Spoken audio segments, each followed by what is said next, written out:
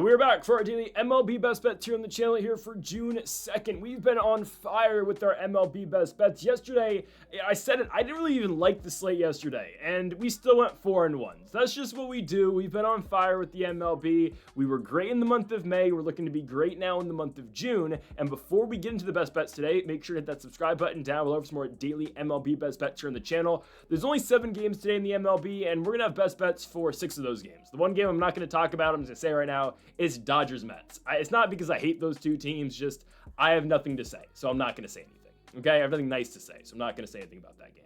But again, the other 6 games in the MLB we do have Best Bets for, so again, make sure that subscribe button down below for more. Later today are game number 1 predictions for the NBA Finals between the Indiana Pacers and the Oklahoma City Thunder. Oh yeah, I can't wait to talk about that game. So join us later today on the channel for that, probably 5 p.m. Pacific, 8 p.m. Eastern time. And this week on Greedo Plays MMA, our UFC 316 predictions with Mlb Best and Sean O'Malley, their rematch for the Bantamweight Championship from Newark, New Jersey. That is linked in the description down below. Go subscribe to Greedo Plays MMA. We're like 200 subscribers away from 1,000, so let's make that happen. Okay, on to the first of our 5 MLB Best Bets, kicking things off. By the way, we're hitting at like a 77% rate in the UFC this year. We've been great there. Anyways, first of 5 best bets, I'm starting with the Nerfy. Okay, so yesterday we hit on Marlins Giants Nerfy, and we've been great on Nerfies all season long. I'm going Marlins Rockies Nerfy today. Now, I'll just say it outright. There is a 2-team parlay later in this parlay, okay, or later in this video. Now, originally I was thinking, okay, I'm probably just going to take Marlins money line. That's going to be one part of the parlay because the Rockies are 9-50. They are the worst baseball team potentially of all time. But then I thought to myself, you know what? I think there's actually a chance the Rockies can win today. I'm not that confident to the point where I'm going to put in a best bets video to take the Colorado Rockies at only like plus 160. It's horrible for a team that's 9-50. I do think today's really winnable for them. German Marquez is a big reason why. Now, you might look on paper and say, oh, German Marquez has an ERA of 7.7 this season. 7.1, excuse me. And while that might be true, because it is, he's been much better recently. And if this is anything to go off of, I mean, look at his ERA in the month of May. ERA of 12. Yikes. In the month of April. In the month of May, German Marquez's ERA is 4.61, and his last 2 starts have been really good. He goes 7 innings against the Philadelphia Phillies, 7 innings, 4 hits, 2 runs. That will play. Against the Cubs, 6 innings, 7 hits, 2 runs. That's going to play as well. Now, his team lost both of those games 2-0 and 4-3 respectively, but those are not horrible outings for Marquez. And is the Rockies pitching staff the reason they lose games sometimes? It is. It's a combination of their pitching and just the fact that they can't hit the baseball most games, especially even when they play at elevation and altitude. Regardless, though, German Marquez has not been the reason they've been losing recently, okay? Marquez has been good in both of his last 2 starts, and I'd expect him to be completely fine finding a way to try to get 3 outs against the Miami Marlins, a team that we saw yesterday go down in order against Hayden Birdsong and the San Francisco Giants. Right, we had the Nerfy in the first inning, obviously it hit. We talk about the Marlins and what we're going to see at the top of the order for them. Normal suspects usually, right? Xavier Edwards, we're going to see Jesus Sanchez, Otto Lopez, Agustin Ramirez, regardless of in what order they're at. Those are the type of guys you're going to see, right? I think X is a great player. I think Xavier Edwards is a very fun switch hitter at the top of the lineup. Don't be surprised if he's moved. I'm not going to lie to you. Like, that guy's going to have value at the deadline, and some playoff team's going to want him. Same with Jesus Sanchez, too. Regardless, Agustin Ramirez is too young for that. I think Xavier Edwards is still fairly young, too, by the way. Regardless, though, there's some good ball players for this Marlins team that can get things going early, but I actually think German Marquez is okay. He's not pitching at elevation right now, obviously, with the game being in South Beach, being in Florida. And I'm not too scared about the Marlins putting a ball over the fence against him. Again, you know how Lone Depot Park plays, right? Short in the corners, kind of. Obviously into deep left and center and really right center field. It is a huge ballpark. I'm actually okay with German Marquez going out there and getting 3 outs. That's the tougher part of the play. The easier part is going to be Max Meyer and the Rockies bats. I don't care. Meyer hasn't been pitching as well as Marquez has been recently. The thing about Meyer, or the thing about this part of the Nerfy, is just that the Rockies bats aren't good, right? This is a team that is just horrendous, and we look at what they have at the top of their lineup. It's bad all around, you know? Jordan Beck, Sam Hilliard, Ezekiel Tovar, right? Tovar, Brenton Doyle, some decent players out there. Ryan McMahon, they've got reinforcements now, right? Orlando Arcia is a Colorado Rocky. It's awesome. You know, they have Keston Hira is here too. I kind of didn't know that happened. I'm going to be honest with you guys. Did not watch their game against the Mets. Keston Hira is back in the MLB and he's playing first now instead of second. What? Okay, they sent Toglia down to AAA. Keston Hira is only 28 years of age. He's playing now. That's awesome. But when Max Meyer is putting all of his stuff together, he's actually pretty good. He's had a rough couple last starts, not going to lie to you. He was great to start the season, especially that game in which he pitched against the Reds. I remember we had Cincinnati money line that day and did not go our way. Max Meyer had his best start of his career, 14 strikeouts in 6 innings. It was absolutely nasty, the stuff he was putting on in that game. Unfortunately for him, he has not been that good since. His best start was 2 starts ago against the Cubs, 6 innings, 5 hits, 1 run.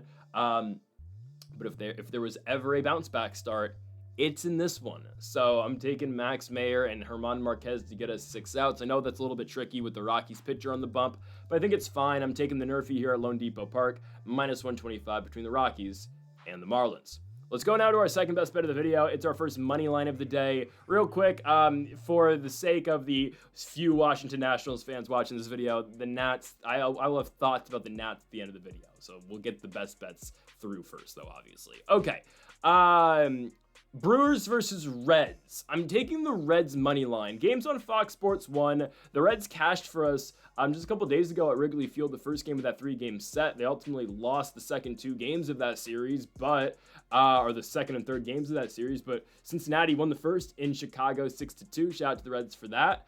And now they're back home taking on the Milwaukee Brewers, a team that is on fire right now. Milwaukee's won 7 in a row. That includes wins over, 1 win over the Pirates, a sweep over the Red Sox, and then a sweep over the Philadelphia Phillies. A series where they won 17-7 at one point, so a huge win for the Packers over the Eagles. They won by 10 points. And then at 5-2 and 6-2 victories, respectively, the Brewers have been playing really good baseball right now. I think this is where they lose. I think this is where the winning streak does come to an end. Aaron Savali takes on Brady Singer today. That's the pitching matchup. Now, for Savali, 3 starts in the season, ERA of 6, has not gone further than 5 innings, and that was the last start that he had against the Boston Red Sox. He went 5 innings, 3 hits, 1 run. By far his best start of the year, because the other 2 he's had against the Yankees at the very beginning of the season, and that's when, again, that was peak New York torpedo bats, and they were hitting the ball out in every single pitch that they hit. But anyways, that first start against the Yankees, he went 3 innings, 4 hits, 5 runs. Start against the Pirates, 4 innings, 4 hits, 2 runs. Right, I mean, Savali's not a guy that the Brewers are going to depend on for big innings or whatnot, but I think the Reds are going to be able to hit him early in this game. Brady Singer has been a mixed bag this season, but I think his last 3 starts, really last 2 starts, have been really good. Against the Pittsburgh Pirates and Kansas City Royals, both on the road, but that Pirates start, 5 innings, 5 hits, 2 runs. Royals start, 7 innings, 7 hits, 2 runs, right? Brady Singer, more of a pitch-to-contact guy. I mean, it's going to be an oddity, really, when Brady Singer gets more than 4 strikeouts. It's kind of just what he is, but Singer is going to find ways to force outs, and I think the Reds are going to be okay in this spot with him on the mound. As we look at, both the lineups for both these teams, right? Milwaukee, after that great scoring series over the Phillies, they are due for some regression, right? Churio's in the ball well right now. Christian Yelich, I know he's still batting 233, but he got that average from 200 up to 233 now, right? Contreras hitting the ball. Rhys Hoskins hit a home run that Phillies series, got the Phillies fans booing him because, of course, they did. Sal Frelick's always had the average high this entire season. And I know Cincinnati, right, they are kind of a struggle sometimes hitting-wise. I completely understand. They got TJ Friedl, who's a 300 hitter. Santiago Espinal at the top of the lineup. Ellie De La Cruz went yard yesterday in that, unfortunate situation he had to play through yesterday. Regardless, though, Ellie's batting 260 on the season. Tyler Stevenson, the average may be down, but he's like the opposite of Jordan Walker. No, I can't say that because Jordan Walker just sucks in general. But like every time I watch Tyler Stevenson play, he's always on base, but his average is 226. I don't know. Like any Reds game I actually sit down and watch the entire thing, Tyler Stevenson is always making an impact. So let's hope he makes an impact today, right? Stevenson, the 226 hitter, but you know what he can do in terms of his slug, right? He's got the second highest slug on the entire Reds team, only behind De La Cruz, and again, this is a 226 hitter. Right? So the power is there for Tyler Stevenson. And I just like what we get on the mound today. Brady Singer, again, I think he's going to force outs. I'm really expecting a Brewers regression here. I really think so. Yes, they've won their last 2 series, and again, good for them, beating a good Philadelphia team that's in first place right now in the National League, or actually, I think they've slipped now. It's the New York Mets are in first in the NL East. That's a good team that they went out there and swept. They beat a good Red Sox team at home as well. They got to lose the game eventually, and division rival on the road in Cincinnati. The Reds, again, losing 2 in a row, but looked good in the last game in which we had them. I'm perfectly fine here with the Cincinnati Reds. Brady Singer on the bump with his 4.6 ERA. I think he's better than Savali. Again, I think we're going to see the Milwaukee bullpen much earlier than we see Cincinnati's, because Singer's last start, right, he went 7 innings against his former team in the Royals. I'd expect him to go deep in this game as well. And I'm expecting kind of a low-scoring affair, right? That's kind of what you expect out of Reds games. I'm thinking, let's go like a 4-2, 4-1 victory here for the Cincinnati Reds. I think they're able to get this one done here at home at Great American Ballpark. I'm taking Cincinnati on the money line. Current line right now, -120. I've seen this drop all the way down to -115, potentially -110. So get your value where you can get it, but I'm taking the Reds money line here at home against the Brew Crew. We go on to our third best bet of the video. It is our best player prop of the day. This game starts at the same exact time as Milwaukee versus Cincinnati at Fenway Park in Boston, Massachusetts. We've got the Boston Red Sox taking on the Los Angeles Angels of Anaheim. The only thing that matters for us in this game is Michael Trout. Yes, Mike Trout, one of the faces of the sport, has returned from injury after a month off in Cleveland against the Guardians. Trout started the Friday and Saturday game, came into pinch hit on Sunday, came into the game, picked up a base knock and an RBI as well. Unfortunately for Trout, the Angels still suck, and I would like to see Mike Trout actually play meaningful baseball somewhere else someday. Regardless, though, we are trusting in one of the better players of the sport, the captain of Team USA. Oh, that's Aaron Judge now, isn't it?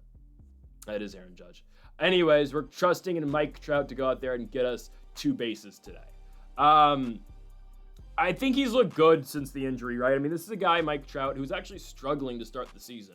Power numbers were there, and that's just what Mike Trout's going to do, but his average wasn't really all that great. The first month of the season for him, when he got injured in Seattle, he was batting 179, average now up to 207, right? And that's just in 3 games. So again, limited sample size, but sure. First game against the Guards, 1 for 5, it is what it is. That second game, though, is the real inspiring spot there, though, for Mike Trout. On Saturday, he goes 3 for 4 against the Guardians with a double and 2 singles and an RBI. And then yesterday, right in a pinch-hitting spot against the Guardians, comes in, one at-bat, 1 knock, 1 RBI. We'll take that out of Mike Trout. On top of that, the starting pitcher today for the Boston Red Sox is Richard Fitz. I don't really have much to say about Fitz. I think he's all right. This is a guy who is going to be pretty much pitch to contact for the most part, not going to be a big strikeout guy. He's going to leave stuff over the plate and very hittable stuff at that. You look at what Fitz has done so far this year for Boston. They've actually lost every single game he's pitched in. Pitched at the beginning of the season. He got 3 starts against the Rangers, Blue Jays, and White Sox. Pitched on the 27th against the Milwaukee Brewers. Went 3 innings, 2 at 0 runs. I'd expect Mike Trout to be okay in this matchup, right? When they first inserted him back in the lineup on Friday, Trout was, I believe, in the 5 or the 6 spot. Expect him to be back in the 3 here. I really don't, I think that's where he should be, obviously, hitting behind a Zach Neto and, in between potentially a Soler and a Shawnuel, even though Soler has not been hitting the ball that well this season. But regardless, it's Mike Trout, right? No matchup is truly a bad matchup for him, right? That's just how he is. He's I don't know if I can call him the best hitter in the sport anymore. I don't even know if I can call him the face of the sport anymore. But I'm more than confident in the fact that I think Mike Trout's going to be able to get us 2 hits here. Since his return, Trout's only had 1 extra base knock. I'm not going to say that, I'm not going to say that, I don't expect him to get 1 here. I think he's kind of due for 1. I think Trout's been seeing good pitches so far in his return. He's been hitting the ball very well, right? Had a clutch spot yesterday in the 7th inning with his pinch hit appearance. Came in there, picked up a base knock as well. I mean, Trout's seen the ball well since his return. And I think that 179 average that he had throughout, the month of April, those are fluky numbers, right? It's 1 month. We don't expect Mike Trout, and obviously, right, in 3 games, Trout's all the way back up to 207, right? Trout's not going to hit that poorly for an entire year, trust me, right? Yes, the power numbers were still there, and that's, again, what Mike Trout's going to do. He's been out for, how long, and he still has 9 home runs, which is more than, 3/4 of the MLB, probably more, actually, about 3/4, right? But all that considered, right? Trout's heating back up. He's got a hit in every single game he's played since the injury, and even before the injury too, right? Back-to-back games with hits against the Seattle Mariners, but 1 hit in the game against the Guards on Friday, 3 on Saturday, 1 in a pinch hit spot yesterday. Expect Trout to get back on base multiple times today against the Boston Red Sox here at Fenway Park. I mean, hell, all it will take is a deep fly against the Green Monster, and boom, there's a double for Mike Trout. I'm so serious, right? And he's due for a home run, man. He's really due for one. Has not hit a home run. I get he was injured, but has not hit a home run since April 25th. So, so expect Mike Trout to be okay in this spot against Richard Fitz and the Boston Red Sox. I'm going Trout over on 1.5 total bases. The line for this one is -115. There's only one hitter in this game, if I'm not mistaken, who has a better line or a longer line for over 1.5 total bases, and that's Zach Neto, who actually sees a -160 line for this game. Regardless, give me Mike Trout here on the over, -115. It's playable. Let's go on to our 4th best bet of the video. It is our 2-leg parlay of the day. So I said it earlier, right? The only game we're not going to talk about today is Mets versus Dodgers. So here are the 2 games in the parlay and the 2 teams in the parlay. It's the Detroit Tigers on the road in Chicago against the White Sox and the Minnesota Twins on the road against the Sacramento Athletics. I guess we'll start first with the Tigers. No-brainer spot for us, obviously. Detroit's the best team in baseball right now. Nobody's telling me otherwise. 18 games over 500. They have the best pitching staff in all of baseball. They're excellent, right? Won that series against the Royals 2-3. They swept the Giants the series before. Again, right, this team has won 7 out their last 8 games. They're pretty good at baseball, right? Pitching matchup tonight, it's Jack Flaherty versus Jonathan Cannon, right? The Tigers are aided. They benefit so much off their pitching staff to the point where Jack Flaherty is their 4th best starter, right? And when they get everyone back, he'll likely be their 5th best starter because Montero's still starting right now, and he's a mixed bag. But Jack Flaherty, 3.94 ERA. This is a guy who was a huge part of the Los Angeles Dodgers World Series team last season, and right, he's come into this Detroit pitching rotation, pitching staff, and he's been good, don't get me wrong, but when this guy's your 4th best starter, yeah, you're in a great spot. And I guess that depends on where you rate Job and Mize at times. But Flaherty, right, I mean, he's still very solid. Last start against the Giants was excellent, right? Jack Flaherty goes 6 innings against the San Francisco Giants, 2 hits, 8 runs. Sorry, 8 strikeouts. 8 runs would be crazy. 0 runs. And sure, again, that's what the Giants can be at their worst. It's a team that can't hit the baseball to save their lives. They're swinging and missing the entire game. They're not getting on base. But I think at the same time, you gotta look at Jack Flaherty and just tell him, look and say, all right, job well done, right? Because Flaherty at his best can be that. And you look at this White Sox team and you just kind of laugh. It's like, all right, well, no crap, Jack Flaherty's going to go in here and dominate this baseball team, right? I saw Charlie Morton, that dinosaur yesterday, shut down and lock down the White Sox. Morton in 6 2/3 innings for Baltimore yesterday gave up 6 hits, 1 runs, and 7 strikeouts against the Chicago White Sox. And the Orioles kind of just proved, all right, we're bad, but we're not White Sox bad, right? So I'm okay with this part of the parlay. It's the easier part, don't get me wrong. Detroit's a -210 favorite, if I'm not mistaken. I like Jonathan Cannon a lot. His last start wasn't good against the Mets. The Tigers, they're a scrappy bunch. They'll find ways to plate runs. Okay, we're okay there. So I'm cool with that, -210 on the first leg of the parlay. Second leg of the parlay is tougher with the Athletics and the Twins. I'm still going with it here, though, for the simple fact that, guys, the A's are not playing good baseball right now. And honestly, it's not even close to good baseball. They've lost 1 million games in a row. Miguel Andujar just went to the IL. I know he wouldn't hit today, likely because of the righty on the bump. But, they've lost 6 consecutive games. They've lost, 16 out their last 17, with the only victory being over the Phillies. The game where Lawrence Butler hit a triple down the line. Logan Davidson had a big hit, right? Oh, God, they're a mess right now, man. The A's are 14 games under, and they were at 500 at one point. That's crazy, man. It's actually so crazy. It sucks, because I remember the last time we picked the A's money line, or at least last time we won on A's money line, was when they beat the Dodgers in LA, and that, I think, was a game to get them to 500. They beat the Dodgers in Los Angeles 11-1. Jacob Wilson had 2 home runs over Landon Knack, and we're like, all right, the A's are here. Oh, they're not. They are not. The Luis Severino ace experiment, hasn't gone the best. He hasn't been bad, but it's like, is he shut down? No. The Twins are going to find ways to plate runs, and Joe Ryan has been pretty shut down this season. I know Ryan's not going to go more than 6 innings, but he's going to give you 6 innings of 1-run baseball. And the thing is, that puts you in a great spot to win games, right? The Twins have won the last 4 starts in which Ryan has pitched in against the Giants, Brewers, Guardians, and Rays. 2.57 ERA on the season speaks for itself. Joe Ryan is a NorCal guy pitching in Sacramento. I mean, different region of NorCal. He's from San Francisco. Obviously, the A's play in the state capital right now. They should be in Oakland, but whatever. Yeah, no, the Twins have got this in the bag. I think so. I know they didn't do all that well in Seattle. They lost 2 extra innings games against the Mariners. Hell, every single game of that series went into extra innings. They won the first one, lost the second 2. I'm okay with that. You know, it is what it is. It sucks, obviously. And we had the Twins in that series. We only cashed once with them. That's all right. But Carlos Correa's hitting the ball really well right now, right? Byron Buxton's hitting the ball well. Larnach and Ryan Jeffers. There's guys in this team in the A's. I just look at the squad and I say, all right, you just got swept in a 4-game setup in Canada against the Blue Jays. I like the personnel, don't get me wrong. Jacob Wilson's an elite player in the game right now. He's batting 360, right? I love Lawrence Butler. He's batting 255. The problem is beyond those guys and beyond Rooker and Soderstrom, what the hell is this team? I'm so serious. Beyond Butler, Wilson, Rooker, and Soderstrom, what does this team have? I thought they had an abundance of youth. They really don't right now. I don't know. And okay, I don't want to completely target Denzel Clark right now. What does Denzel Clark do, guys? I'm so serious. I know he had a home run on Saturday, but that guy might be one of the worst hitters in baseball right now. I have nothing against the man, but it's just every time I watch Denzel Clark, it's swing and a miss, swing and a miss, swing and a miss. His K rate must be 55%. I'm so serious. Yeah, I'm taking the Twins in the second half of the parlay. So Twins and Tigers moneyline parlay should get you to about plus 140. So let's go AL Central today. Taking the Tigers and the Twins to cash our 2-legger.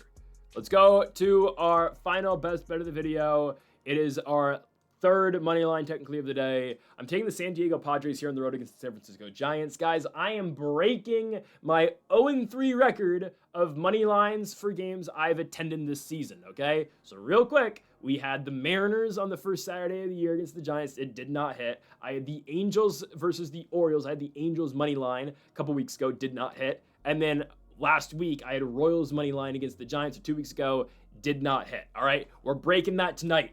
Taking the San Diego Padres to beat the San Francisco Giants. I know what you're thinking. Oh, we're fading Logan Webb. Yeah, we are. We're fading Logan Webb, and I think it's a great spot in which to fade Logan Webb. 2.82 ERA on the season for Webb. That's great. His last 2 starts have not been up to par for Logan Webb standards. Against the Kansas City Royals, Webb goes 4 innings, 10 hits, 6 runs. That was on getaway day game on a Wednesday. Again, 10 hits, 6 runs, 3 earned, but it is what it is. Next start against the Tigers on the road, 6 hits, 7 runs, 6 innings, 7 hits, 3 runs. Again, 10 strikeouts. Good game, but the Giants lose 3-1. And this is the thing about the Giants, okay?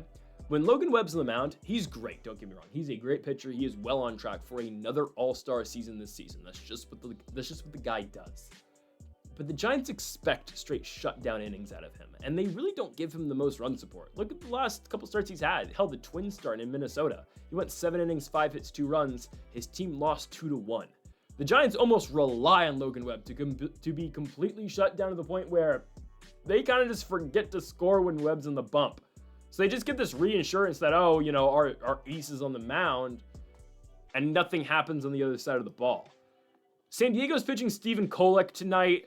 The righty out of Houston, Texas, with a 4.11 ERA on the season. I understand his last 3 starts have been absolutely god-awful. They have. Which team in the MLB is absolutely god-awful at hitting? It's the Devil Magic, Dark Magic team themselves, the San Francisco Giants. I don't care who's pitching in San Francisco. As long as you're not Eduardo Rodriguez, you're okay in my book in San Francisco, okay? I don't care what the Giants have. Heliot Ramos, Jung-Hoo Lee, Matt Chapman. I don't care. I really don't. Kolek is more than capable. His last 3 starts have not been good, but hey, at least his team's still throwing him out there every 5 days. They have confidence in the guy, and sure, his ERA is really padded to the point where it's 4.11 because he went 9 shutout innings in Colorado against the Rockies. That's kind of why his ERA is where it's at. I'm not gonna lie to you. His first start against the Pirates, by the way, he went 5 1/3, 4 hits, 0 runs as well. But it's the Giants, okay? The Giants. He's not facing the Blue Jays. He's not facing the mighty Miami Marlins. And I look at the Padres and I see, all right, I watched the game yesterday in which they beat, obviously, the Pittsburgh Pirates. We had Padres money line. Great hit for us, right? Padres down the entire game. Randy Vasquez is awful. That might be a little harsh, but still. Seventh, I think it was seventh inning or eighth. I was bottom seven. Tanner Rainey comes in to pitch for the Pirates. Padres were down 2 at that point, and I saw Tanner Rainey come in the game, and as I've watched a lot of Tanner Rainey baseball for the last 5 years, I immediately knew, all right, the Padres are winning that baseball game.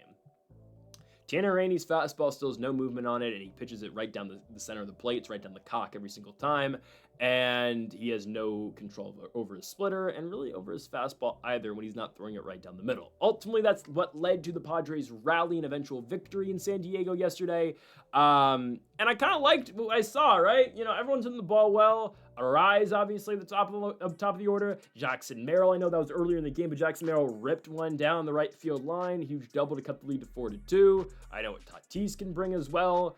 Yeah, give me the Padres. They're the better baseball team. I'm not going to pick the Giants just because, Logan Webb's pitching. I don't care. They don't get him run support. So I'm taking San Diego to beat the Dark Magic team themselves. Padres money line here on the road in San Francisco. I will be in attendance. Plus 145 for San Diego to win the baseball game. Now, real quickly before we end the video, the Washington Nationals. I think the Nationals yesterday, the Nationals road trip to the West Coast was perfectly fine. A 4-2 road trip, right? They win 2 games out of 3 in Seattle. They win 2 games out of 3 down in the desert in Arizona. That's okay. And I'm not going to bitch about a 4-2 road trip. The thing is, it should have been 5-1. And again, I'm not going to complain too much about a 3-1 loss yesterday. It's just, it sucks because I think it was a very winnable spot. It was more than winnable. Mitchell Parker, guys, there's a stat about Mitchell Parker. His ERA in the first inning this season is 10.5. After that, in all of the other innings he's pitched this season, other than the first inning, his ERA is 3.6. And after he went 5 shutout innings past the first inning yesterday, I believe that's actually down to like 3.3 now. I think the Nats need to get Mitchell Parker an opener. I'm so serious. I get it, the Nationals, guys. We're still in the Stone Age in DC, okay? Like, the Nationals, we do still live in the past, right? We mention 2019 all the time for good reason, but still, we live in the Stone Age, right? We are so behind in terms of technology and just advancements to the game of baseball, right? We were the last team to get torpedo bats. Regardless, we just need to give us 1 inning of somebody else before Mitchell Parker. Because Davey Martinez in his post-game press conference yesterday said, we just need to figure out Mitchell Parker's struggles in the first inning. And after that, he's been fine. And Davey's completely correct about that. The thing is, though, why not just say, screw it, let's put an opener out there. Let's give, I don't know, Brad Lord's more of a long-term guy, but we can put Brad Lord in the first inning. We can give, I wouldn't do a Rebalta. Hell, let's go out there, Let's throw a lefty in the first inning. Let's throw an Andrew Chafin for an inning and see what happens after. Or we can throw Cole Henry for an inning. Give me 1 inning of shutdown baseball for Cole Henry, and then boom, we throw Mitchell Parker in the game and just see what happens. Because ultimately, the Nationals need to find a fix to Mitchell Parker. Now, I think he's going to be the guy that's going to get replaced by Cavalli right now that I'm looking at things. And sure, that opinion could change in a couple days when Trevor Williams pitches against the Chicago Cubs. But guys, we are only 3 games under 500. We are in a legit playoff hunt right now.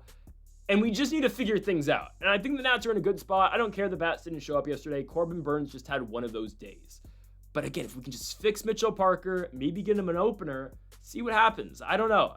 We need to figure it out because I don't think Parker's that horrible. He does give up a lot of hard contact, but that usually just comes in the first inning. So again, I think the Nats just need to figure something out, and I think an opener is likely the solution to that. But again, that's just my thoughts about the Nats game yesterday. They get the Cubs coming on Tuesday. Got to win 2 of 3.